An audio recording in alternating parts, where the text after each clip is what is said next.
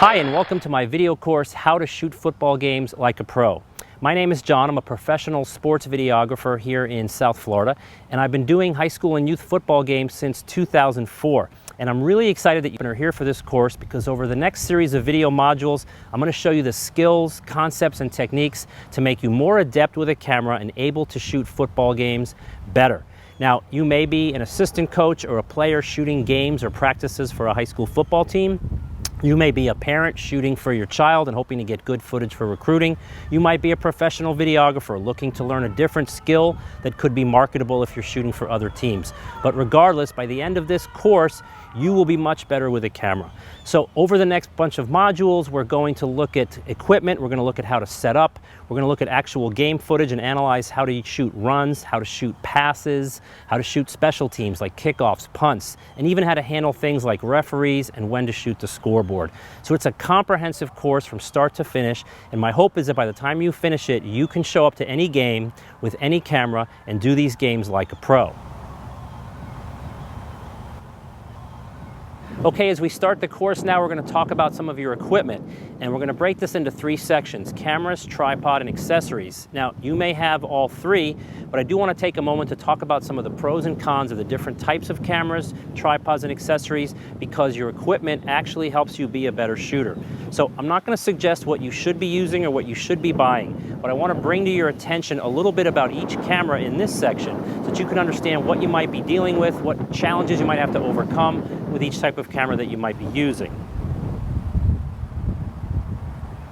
One of the more economical cameras that you might be using is your basic camcorder. Now, this is the kind of camera that you can buy in any consumer electronics store. You can see it's small and compact with a flip-out viewfinder.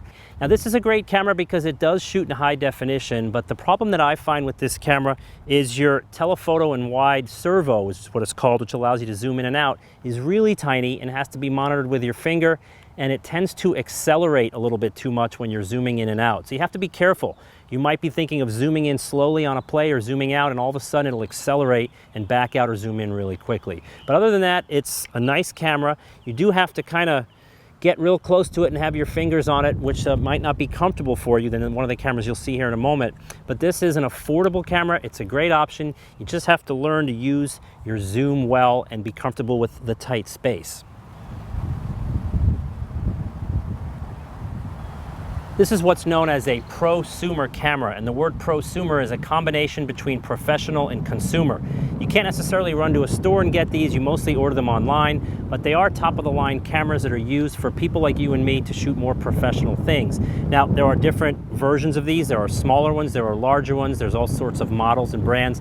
But what I like about this, and if you have access to one of these, this is a great camera to use for several reasons. Number one, you have your shotgun mic right here. Shotgun mic is something that we're not going to see in any of the other cameras, and it allows for better audio pickup when you're shooting a game that's far away.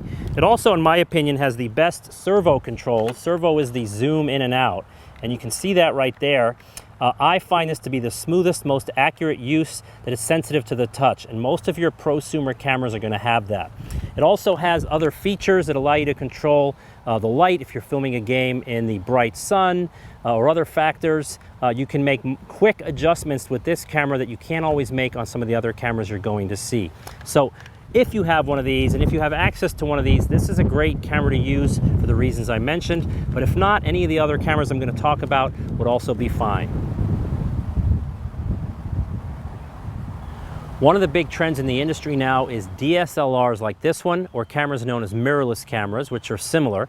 Now, we're not going to talk about the difference between those two, but I do want to point out a few things about these kinds of cameras, which many pros are starting to use. And the point here I want to make is that these cameras are not really used, and they're not designed for sports videography. They're more for still photography and still video. If you're comfortable with it, it'll work. But one of the problems compared to other cameras is you actually have to zoom in and out using the ring, which is a little harder to do than the servo zoom with your finger on other cameras.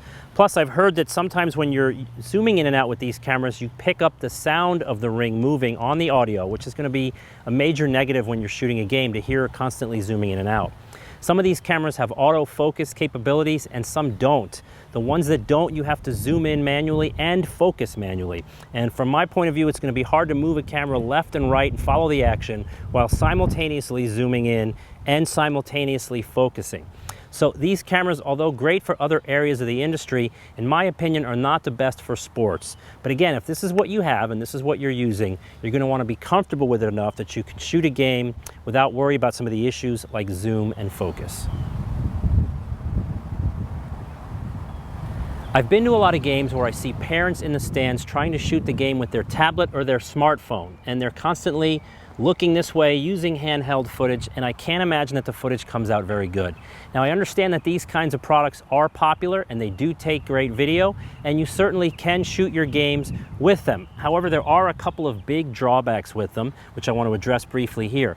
Number one is most people end up using them handheld, and as you'll see in the next section, we're going to talk about tripods. There are mounts that hold smartphones and tablets in place so you can treat it like a regular camera. So we're going to talk about that in the next section. The other big hindrance that I find with these devices is the zoom capability.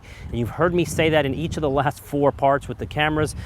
It's really hard to pinch and zoom with your fingers and get an accurate image. It's certainly not as good as a servo where you use your finger, and it's even harder than using the dial that we talked about with the DSLRs and the mirrorless cameras. So if you're going to shoot with one of these, you have to be aware of the fact that it's going to be difficult to use your fingers to pinch, zoom, and stay following action while also moving left and right. It's really tough, especially if you're using a smartphone, which is of course much smaller. A possible fix to that is to download an app that gives your device more professional control. I use Filmic Pro, and you can see here how my zoom control is now a 1-finger lever on the side, which is much easier to use. The other issue with these is you might have limited storage space. The game is going to end up in the same place as all your other videos, so taking it off might be a bit of a problem.